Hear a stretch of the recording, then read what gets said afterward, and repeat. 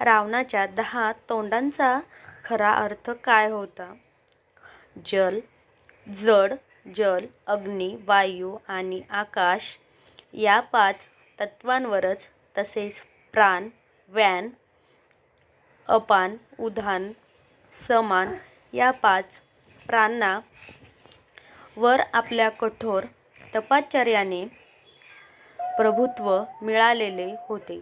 रावणाने म्हणून तो दशानन हे साध्य झालेला रावण हा जवळजवळ अमर झालेला होता.